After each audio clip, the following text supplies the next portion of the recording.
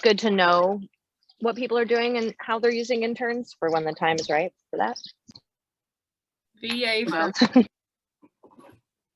And Haley is on this call, and she said she uses her VA for listing management, listing support. So she might be another good one for you guys to connect. Okay, well, let's start with VA. So everybody here-ish has got or is thinking of, see you, Kevin, getting a VA. So let's talk about some best practices, like things we can leverage to VAs, how we can manage VAs for best outcome, best results, and what that's looking like for you guys who are doing that already at a high level. Who's got VAs and would like to jump in with some of their best practice structure-wise?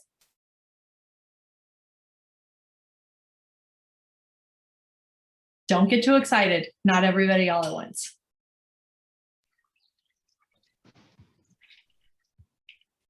I have a question. Can we start with a question? Always. I recently realized that my VA was still doing something that we don't care about anymore.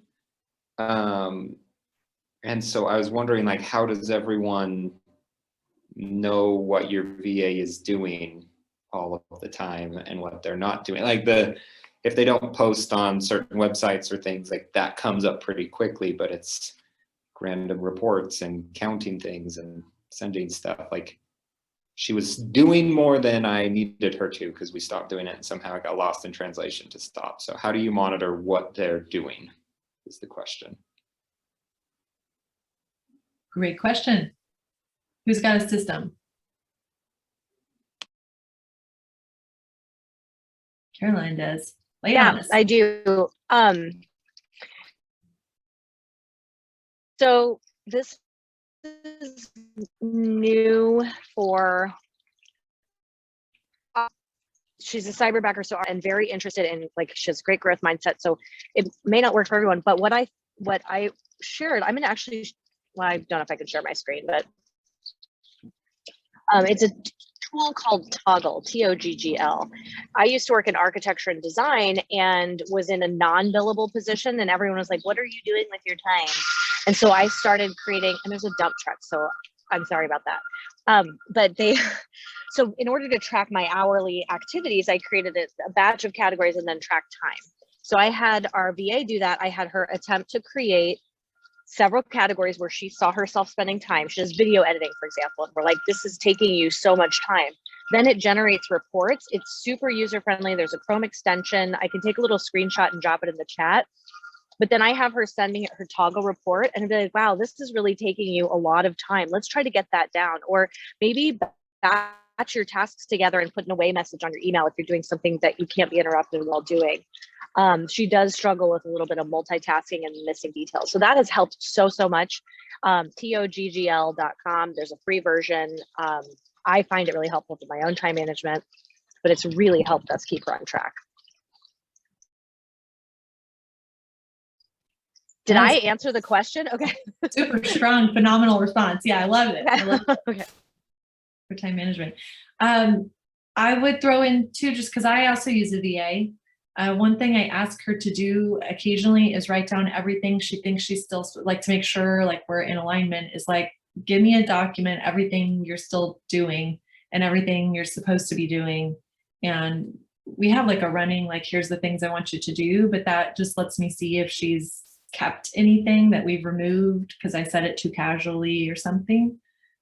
Just so I know, like, because they might batch their time and say, you know, I was working on your reports, but if you don't know what that means, it's like, you've got to ask them. So I think this scheduling a regular check-in, like, hey, what's your current, like, lay out for me what it is you currently do, has been helpful for me. I've never found anything they were still doing I asked her not to do, but there have been things where it's like, this has been on your list for like a really long time and I clearly need to give you a deadline. You know, like, I really need this now.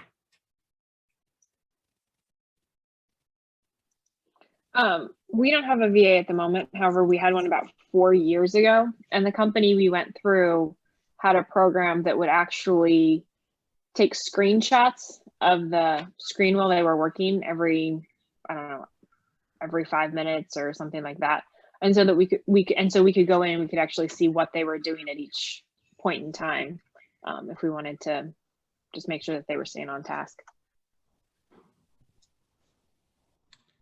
Yeah, Elizabeth, I'll have to see if I can get that program. Rachel, who has an all VA staff and team, has that program, and then she audits once a week, just at random, and kind of checking to see like what screen they're on, what productivity they're doing, and when they go through. Another thing I've seen work is, are they giving you a daily recap? And are you receiving that of what they've gotten accomplished and what they're working on? So almost kind of like 3 parts to it. Like, what am I focused on today? What am I, kind of like working on? What are the goals? And then what did I actually get done and accomplished? And getting a recap like that, either email or a Google Doc would be preferable. You see the history through that, but having that updated daily may be something that could assist as well. Could I ask a question to the group? Because this took like kind of a technical work turn, and now we're talking about like, how do you manage people? And there's probably a split amongst us, or some sort of split amongst us. Like, how many people here care, like truly care, that they work the number of hours you're paying them to? And how many people only care that they feel that they're paying for some outcome versus a number of hours? Does that make sense? That question. Like, raise your hand if you're in the hours camp. Like, you want proof they worked that number of hours that you paid for. Anybody? Nobody. Everybody's in the camp of I'm hiring them to complete X and I want X done. And some are in no camp. You're not selecting a side. You're camp free. Okay. Chris Ann's like, I'm in both camps, neither camp. I'm not sure, what camp I'm in. I think some of the suggestions we've thrown out are like more prone to one or the other. For instance, like if you're going to check their screen every 5 minutes, you probably really care that they're like working for that 40 hours you paid them to do. I would like rather gouge my eye out with this pen than check their screen results. Like, that just makes me nuts. I'd rather say, here's the list of crap that you got to get done. And if I paid you for 40 hours, but it took you 10, like, I personally, like, I'm not going to say that, but I don't actually care. Like, this to me was 40 hours worth of work results. I'm looking for these results. And so my system might look different than yours based on what you're actually trying to account for. Does that make sense? Yeah, I think it absolutely makes sense. I also think it's a way, it depends on how your VAs came through and what company they came through, right? So, and I know Rachel wouldn't mind me sharing this, but for example, hers, they're not as concerned with the hours, and yet the hours are submitted to get paid for the VA, right? So they say like, hey, I worked 2.5 hours on this new listing that we have coming up last week. And what they found is that when they checked the screenshot during that 2 hours, there was not a screenshot of working on the listings.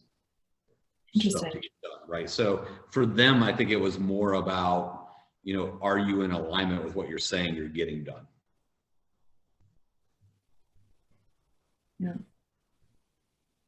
Is anybody here wondering how to just like join the world of VAs, that you have questions for the group about VA talent, finding it, hiring it, putting it to work? What do they do for you? Kind of questions? Yeah, Kevin, go ahead. So obviously, as I spoke of last week, we were looking to hire a virtual assistant and potentially from Cyberbacker specifically. Obviously, they do all the interviewing on the back end, and I guess the pre-interviewing rather, and then we do the final interview. And so I do want to find great talent, and it just concerns me from afar. How do I just based off of one, Zoom interview, isolate that one VA that's going to get the work done like I expect? It does make me a little bit nervous. However, the price point fits. So I don't know. I just wanted some input just from an interview perspective, from a, also from a getting what you need out of it perspective. What are your thoughts?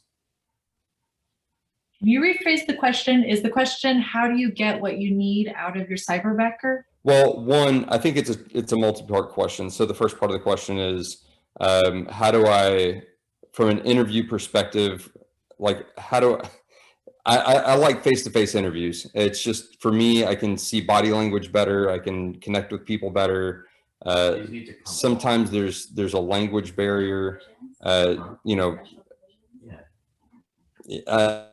How do I dance around that? And then also from the second half of the question is, once they are a permanent fixture in your team, how do you manage the expectations of them and getting what you want out of them once they're part of your team? If they are a virtual assistant.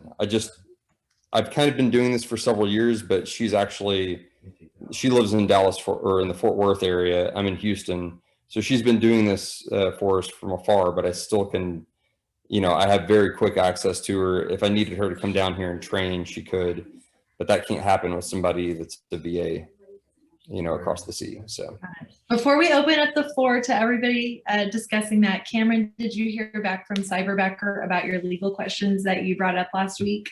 We're all discussing last week. Well, I hadn't heard anything back from them.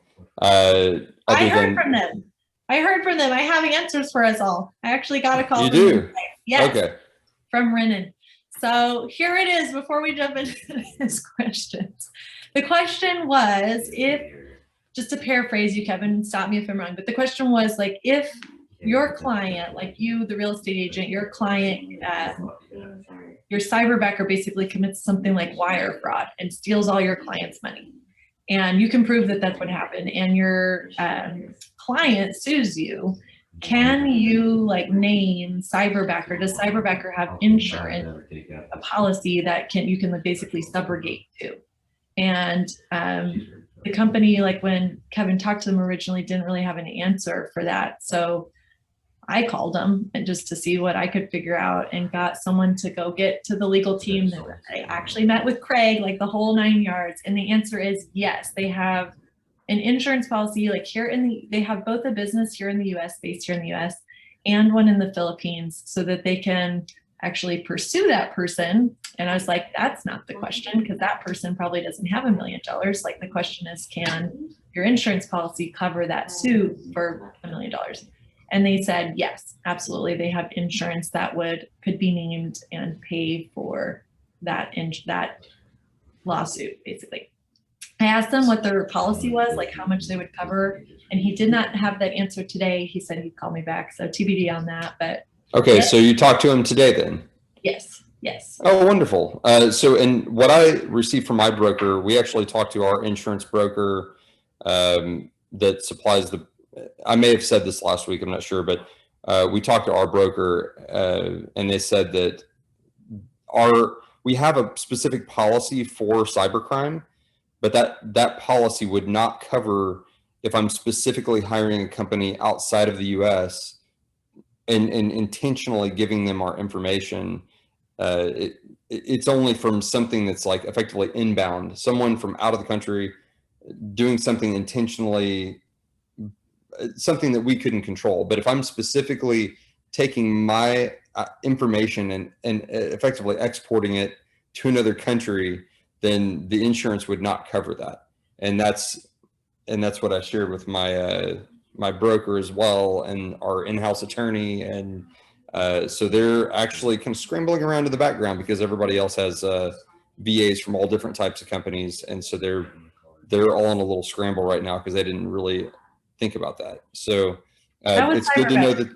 Yeah, they do have insurance and they would cover that. So again, okay. I don't know. I'm like, is that like $1 million policy or like? Well, even $1 million policy.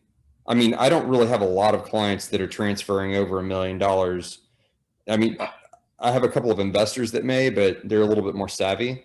You would think they would be, at least. And TBD on So- the answer though, because I don't know. Like maybe it's a Right. $500,000 policy. I'm not sure. But even 500,000 should be sufficient. I mean, 3, 4, 500,000 is typically what I see at the most. So, Yeah. Okay. For you, Thank you. not for everybody here on this screen who's got several. Well, yeah. Okay, so now let's jump into his questions around how do you connect in the interview when you're interviewing virtually. Oh, you go ahead, Beth. Can I just ask a question? So back to that, you know, giving them your passwords, things like that. I've heard there's like different apps and things you could use to kind of hide some of your passwords and give them access without giving the actual passwords. Does anyone have experience with that? That's fine. I mean, I get to. Or do you just give them your passwords?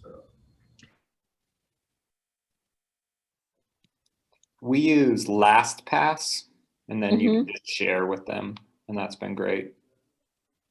So you don't give any passwords, you just do LastPass. Yep. And then they have their own email account and stuff. So some of the accounts are actually set up under the VA that she needs. But for any team accounts, we just share with her. Okay, I'm gonna write that down. So it's easy to use and Yeah, Well, I use it for all of my passwords too. Think I about felt this, uncomfortable giving our VA our passwords. well, I don't here's what I want you to think about, like everybody here on the screen, like, and I don't want to get too Mhm. technical and I don't want to hijack the call, but think about even LastPass. If you LastPass someone into your Gmail account, being in your Gmail account gives them access to anything your Gmail account has access to. So whether you give them the password or whether you LastPass them in, that's what you're doing, is giving them access to, you know, we all run tons of stuff out of Gmail, right? Like imagine logging into Chrome now too, right? So like you're from Chrome, like is your Amazon account like auto saved there? Like just go ahead and remove those accounts from your Chrome if you're going to let them log into Google and put it in Safari, or vice versa. Like if you give them iCloud access, which probably don't do because that's our phones too, but if you give them that, you know, then put your bank account information, don't auto save it, and always log in from a different browser. And that, because whether you LastPass them in or hand them directly, like you're giving them access to Gmail is kind of a lot of our lives. So just think through some of those things, like take Amazon out, don't log in there, don't auto save your credit cards onto your Chrome, you know, just like remove that as something that you do to prevent that temptation, we'll call it. If anyone is using G Suite, you can basically create an entire account like you're an HR or IT company, and you can create all these access points and ways to manage someone's account, but still give them the permeability of Google tools or other sites that they need to manage. That's been helpful for us so that she can get into the things she needs to help us organize and clean or whatever, but then also have some kind of set up barriers for sensitive information. Yeah. And two-step authentication, like just set that up, because then even on your Google, right? Like if she gets kicked out or logs out, I've got to go re-authenticate her back in because she's in the Philippines. So like I know if anybody's logging in, and you have to do it from an app on my phone. So the only way someone can do that, even if she handed out my password, is if I go re-authenticate it if it's coming from a different computer. So just be smart, be smart about it. Do what you need to do to get the work you need done, but be smart. Does that help answer your question?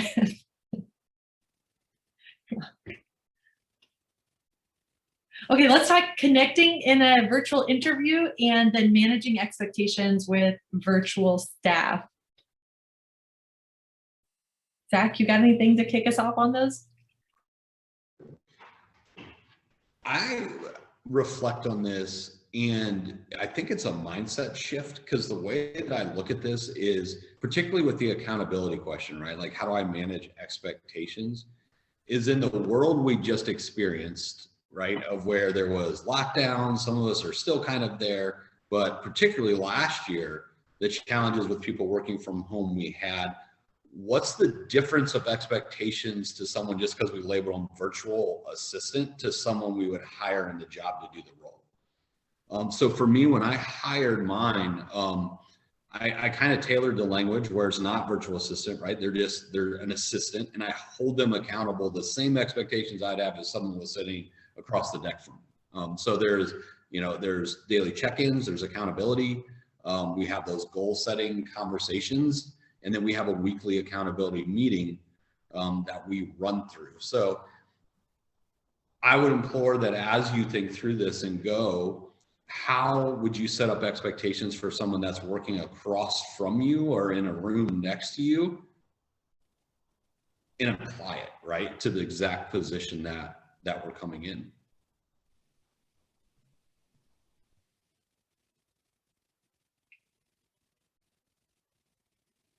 I think that's super smart.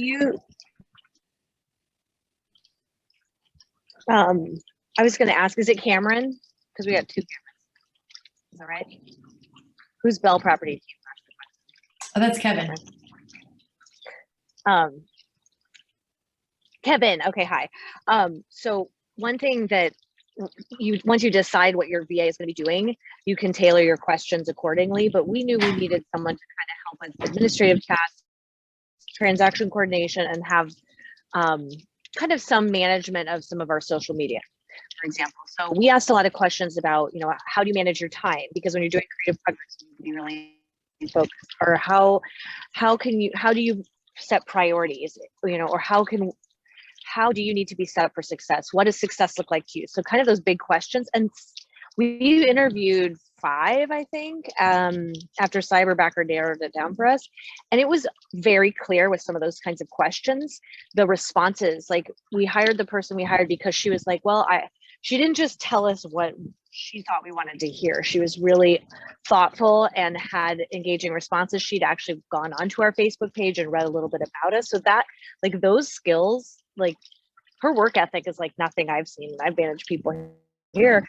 But so just to see those little kind of work ethic elements or elements of thinking ahead or outside the box based on what you want them to do. Additionally, if you want them talking on the phone, asking questions of clarity or complex, like if there's a language barrier, you'll be able to sense that pretty quickly. So that's something that was helpful for us, is just ask those big questions and like treat them like a real team member, like you're really interviewing them for to be part of your.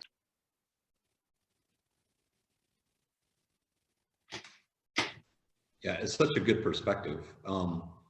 Even from my case, so I did a 30, 60, 90 of, it was reduced. It didn't go the full 90 days, full disclosure. It was only like a 60-day plan. But what had happened is it's what I wanted them to do in my business at the end of that 30 days, right? So the tasks they were going to do, and then I created a corresponding training document that was in alignment with the task I wanted them to get accomplished. And then I just used Zoom to record my screen and run through the processes that I was completing, right? So if there's anything that maybe was confusing, I recorded a video real quick through Zoom, attached that to it. So now we have what you should be doing outlined in the first 30 days, what you should know. And then I had the training that went right with it, so that if I would need to repeat it, I also have that option as well, right? And they refer to that quite a bit whenever they have questions, which eliminated a lot of extra conversations throughout the day.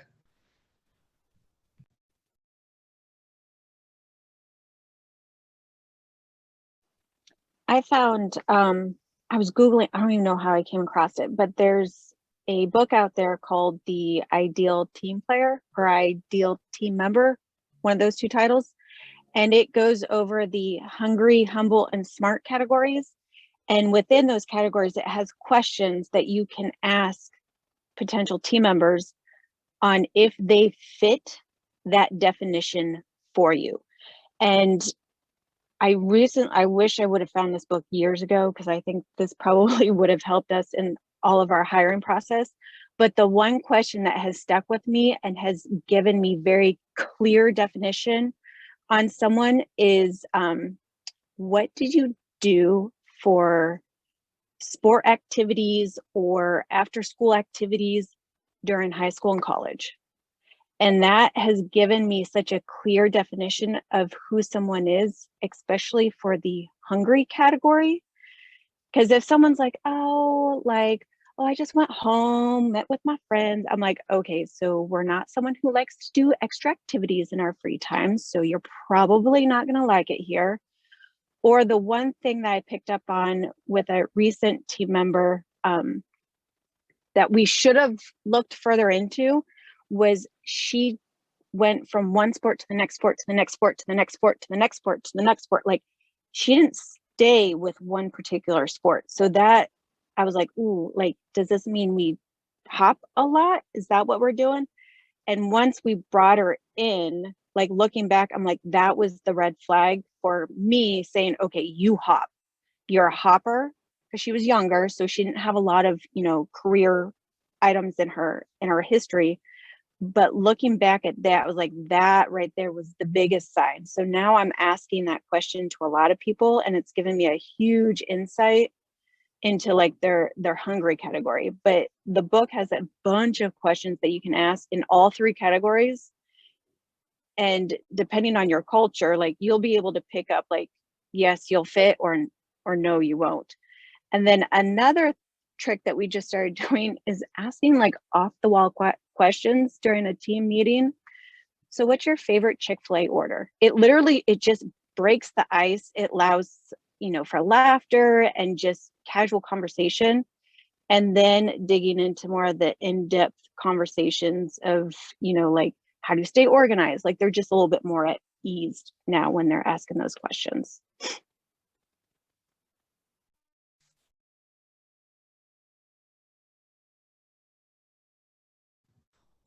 Such a good book.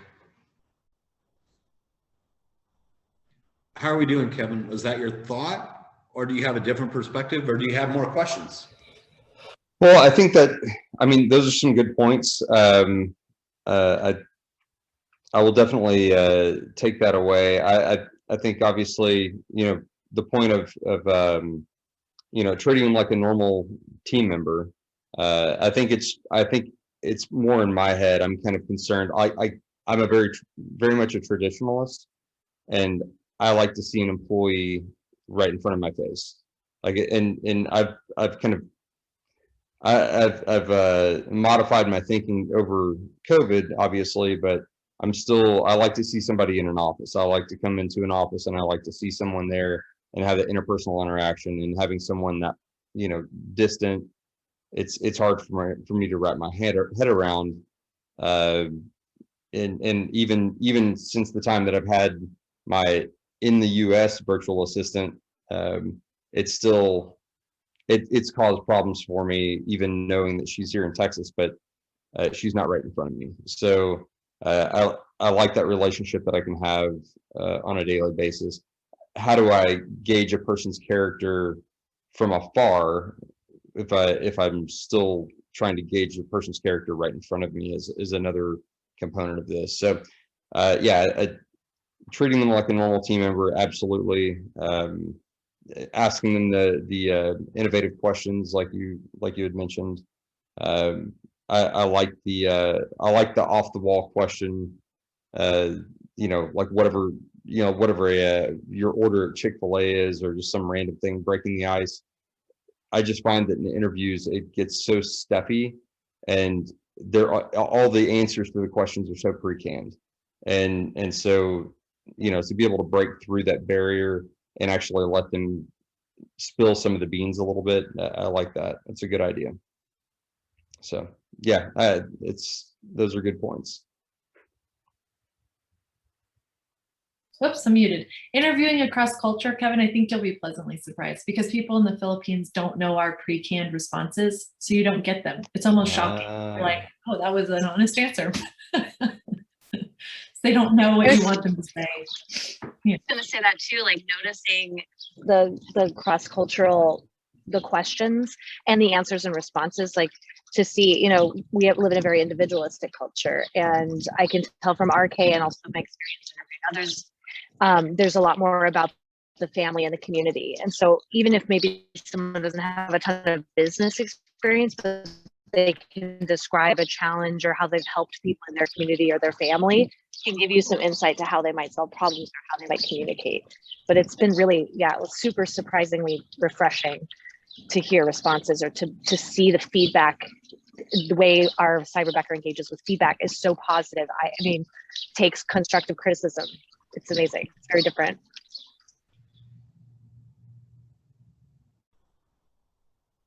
Schedule as soon as possible. I think one of the other benefits, not only the cross culture, what Caroline is bringing up, but the other part of that is they don't have the canned answers and prepped as much from cyberbacker, because it's more about, here you are in a pool, you have matched what this particular client needs or what they're looking for, interview these folks, and they don't get much of advancement.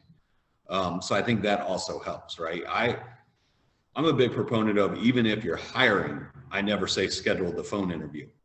I think that's I think that's the quickest way to get the canned results, right? So even with a VA, if you're going outside of a company like cyberbacker and you're interviewing, like, schedule that call as fast as possible so you do not get as many canned answers, because the longer in between time, the longer we have to think about it, the more preparation. Where the Monica Reynolds style, right, the more immediate we can make it happen, the more genuine answers we're going to get.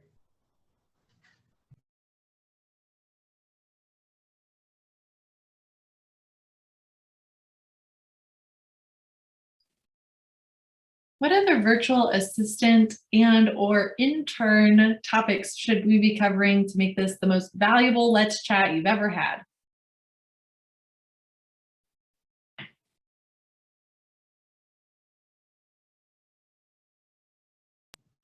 Beth, jump in. This is your topic. I have a question. Oh, Beth, go ahead. And Oh no, I am possibly having an intern start with us in a few weeks, and I have no idea where to even begin to prepare for an intern. Anyone have any insight, experience? doing what, Beth? What are you going to have him or her do, or them?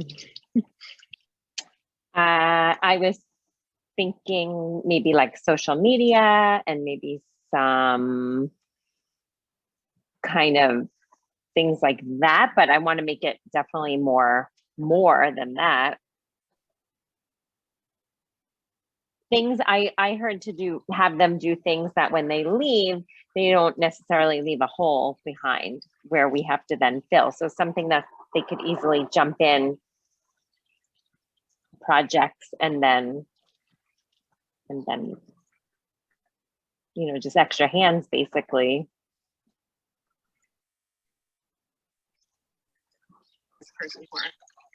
I know we have one team in our market center who often has her intern like do videos and stuff like that, like additional projects or like marketing things that they would love to do, and they just don't have time to take care of themselves. Right. Yeah, we had an intern, and everything that he did, we had him document it as if he was going to train his replacement. The idea was to continually have interns do certain things, and he was so awesome, we just ended up hiring him. But can I ask like what you had him doing? Yeah, for us, it was a lot with the database. We realized that we had closed a bunch of clients that were past agents SOI that aren't even in the business. We probably had 500 people that no one was calling that we had closed before. And they were in our database, but not really organized and didn't have the right contact info and everything. So he just went and cleaned our database. That was like his big project. And he did other random things here and there. But and then now we have a manual on how to do what he was doing. But then we hired him, and now he's like new construction listing manager. And so he's doing something completely different, but it was good to have him while he was free. Mm-hmm. Did you know, Cameron, what they wanted to get out of it, what he wanted to get out of the internship? Well, he wanted to get into real estate, and he wanted college credit. So he was looking for a real estate team, and that was really it. And we just thought, well, let's just throw a bunch of projects at him. And he ended up being really talented. So he became an agent on our team and then transitioned into a salaried position. within our hub. But he didn't really have a good idea. He just knew he wanted to be in real estate. And so this was like his entry point.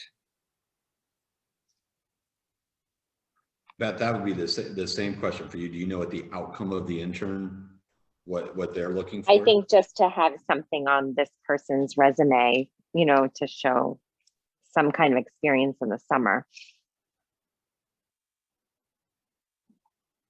But has an interest in real estate. I love interns. I had a love-hate relationship with them at one time, because if you get one that like doesn't just wants to be there, that's a nightmare for you, because you spend more time like investing in them than they give back to you. But if you find someone who's interested in real estate, wants to get like their foot in the door, they can be great. I mean, you can have them do pretty much anything because they're an intern. So from running, like we would have them do all kinds of runner work. We would have them run our like any kind of gold letter or handwritten envelope, stamp, like folding stuff, campaigns that we were running, or we run extra in the summer because we knew we would have free labor. Helping organize like the educational component of our team meetings, like what vendors are coming in, what lunch is being provided, running kind of the setting up some of the fun things when we were doing competitions for our sales staff, like getting there early, have the mimosas ready, like turning on the music, you know. So I think the sky is the limit. Like if you have somebody who actually wants to get their hands in and is free labor for the summer, throw everything you can at them. Put them on excess lead gen stuff, put them on culture stuff, give them runner stuff, go nuts. Thank you. Yeah. I don't know if that's helpful. I'll let you know how it goes. The more free summer help, the better, I say. That was actually my question. Is it a paid or unpaid internship? It would be unpaid. Very nice. Mm-hmm. Yeah, they came to me, so I said, why not? Why would I, pass that up? Yeah, you don't. That's what I think. No, so it'd be a great opportunity for me too to develop something that we can just always have. Yeah. Scary though. It's like, it seems like you don't want them to come and sit around. You want to make sure that you have enough for them to do. Sky's the limit. Pop buys, man, you could do anything. Like, what have you always wanted to do, but you're like, I just don't have time. And then report back to us in the fall. What you do, how'd it go? Yeah. I will let you know. 19 minutes left, guys. What questions, thoughts? What do we want to be talking about for VAs and interns to make sure you're getting your time's worth of investment back here?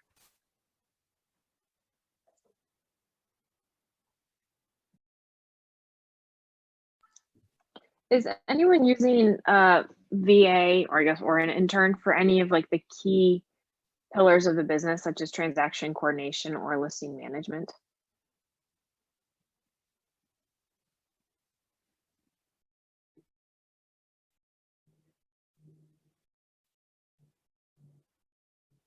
Yeah.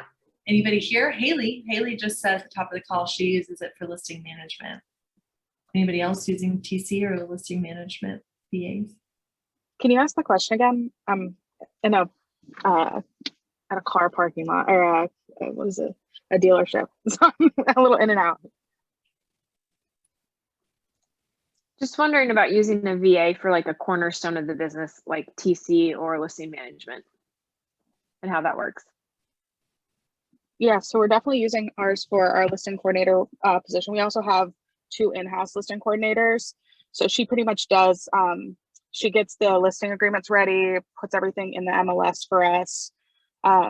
She does a lot of Facebook marketing as well for anything just listed, under contract, and sold. She also works with me personally with some running some reports on a monthly basis.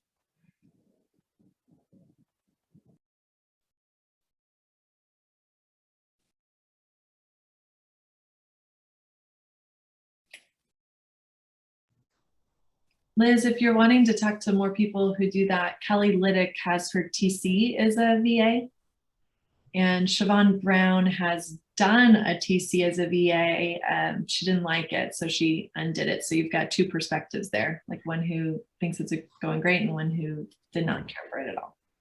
I was going to say, I had a VA doing the TC work, and after 60 days, he wasn't really meeting all the 30, 60, 90. He wasn't living up to the 30, 60, 90 goals we had set, and I had to let him go. But we did try it. I can give you some advice if you want. We had our checklist, you know, all set. We had everything set. It was hard for us. I don't know if it was like a language. He had definitely a little bit of a language barrier. And we did treat him as part of our team. Like, he was on our meetings every morning with us for our accountability calls. And, you know, I just found I was babysitting a lot. Like, he was kind of someone, you were saying, like, do you want him to do the job or do you want him to do a job? And sometimes you would call him and he would just be sleeping, you know, and it was hard. I don't think we picked the right person. Yeah, another good perspective would be Rachel Ocello and Victoria Collins. So Liz, if you contact them through Facebook or our group, both of them run an entire VA staff. Rachel particularly is the only in-house person, if you would consider that. The rest are all virtual assistants that they've hired. And then Victoria, I believe it's just her and potentially one other admin, but they have like 5 to 6 VAs on that team that run only that model.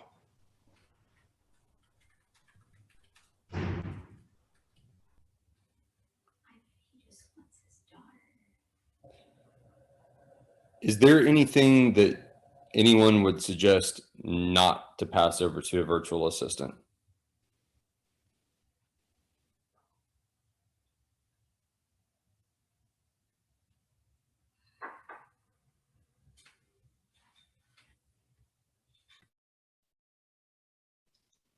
I feel like part of it does depend on the assistant, because like I said, we had a VA like 4 years ago who was doing our social media stuff, and I did not think it was very good. I think what we thought looked good here versus what she thought looked good was just two different things.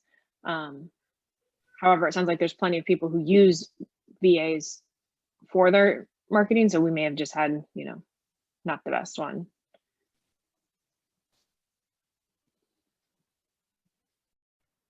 We've had a few VAs, and the one VA that was a challenge for us to find the right fit for was my Rainmaker has a VA who operates all of her personal social media. So it's literally Sam, the VA, acting as our Rainmaker on her social media. And we went through 2 before we got to Sam.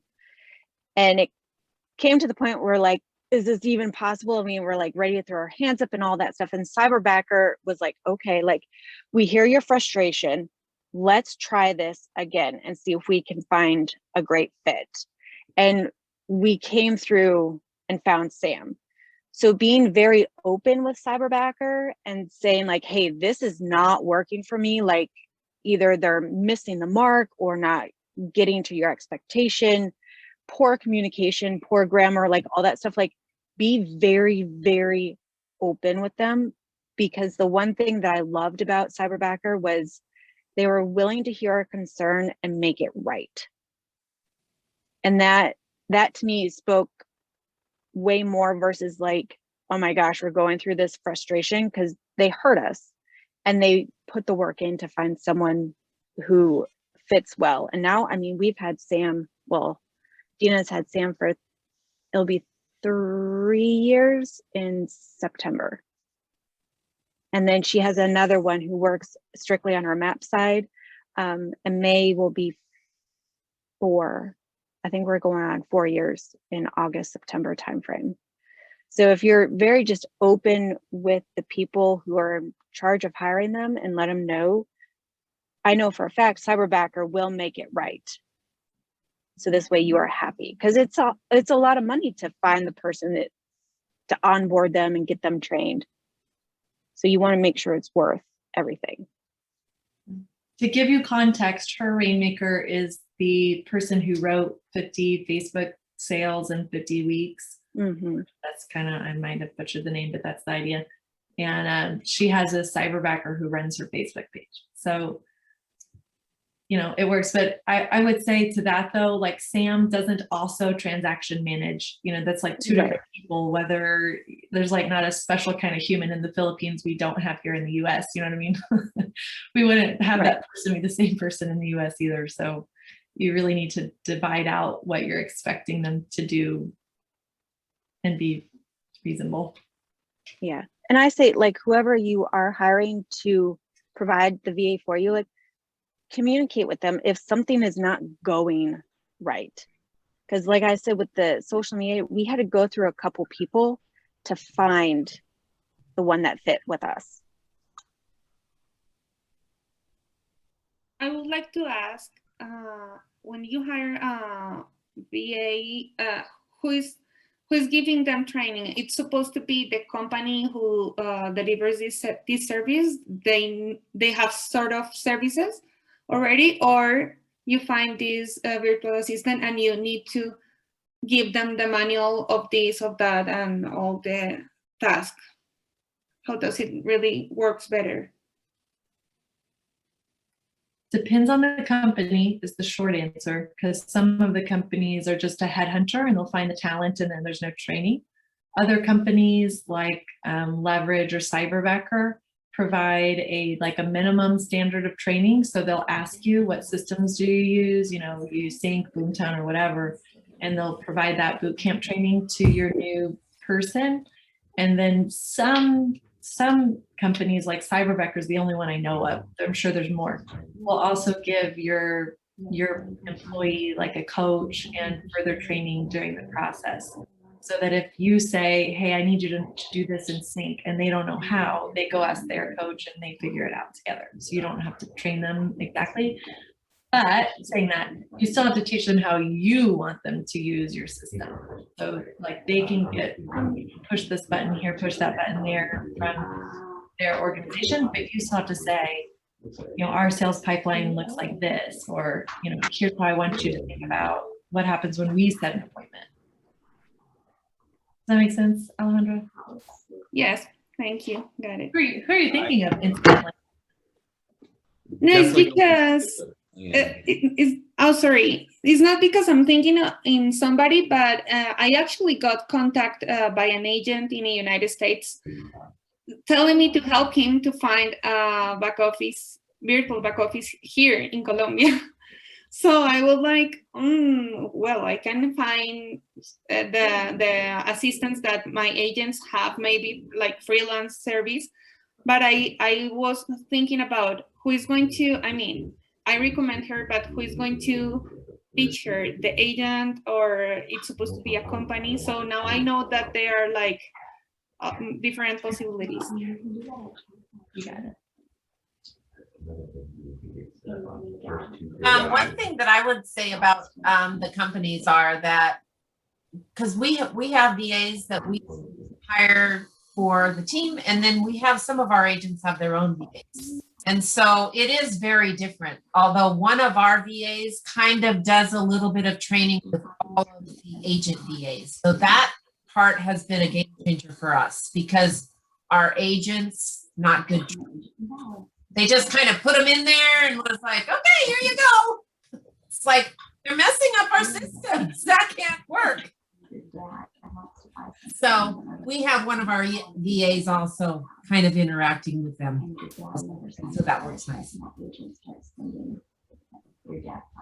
I would echo that, right? Always take responsibility for the people that's employed in your business, as opposed to relying on whatever the company is. There's various companies have degrees of training. Some are better, some are lacking, and yet you having clarity around that goes back to treating the same way they do on your team with the job description, manuals, like how you want this stuff done and processes is important, right? And part of that, what we see and what I've seen is we'll give a lot more grace for someone that we have in-house. A lot of background noise. I'm not sure who's got that, but could you mute yourself? Thank you. There we go. Are we good now? So what will happen is, right, we'll see a job not getting done, but yet we'll give a lot more grace on someone that's in-house than we will with a VA.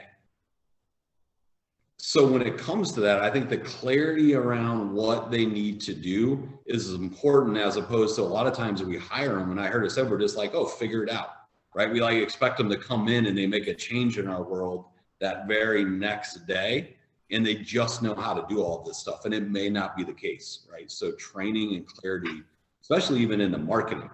I am sure that if we go through there, on the example we gave of running the marketing for the 50 Facebook sale, like I am sure there is very clear training and instructions on how that works and how it was supposed to be done, right? As opposed to, hey, do our marketing, and then we move on, right?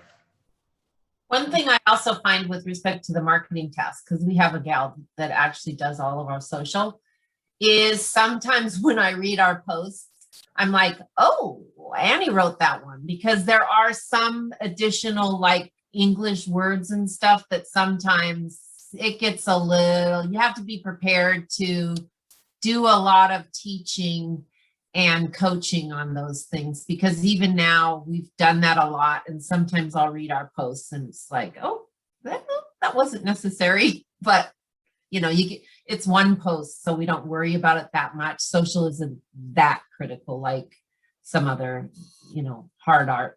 So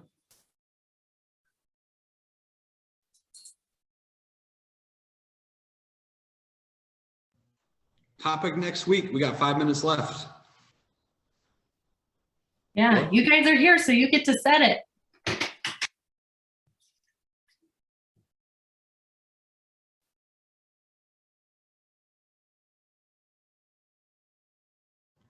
Well, everyone is going internal and thinking really hard about the topics for next week and what we're going to discuss. Just a reminder that the book at the end of the month is, what is it, Megan? TED? The Empowerment Dynamic, yeah, the power of TED.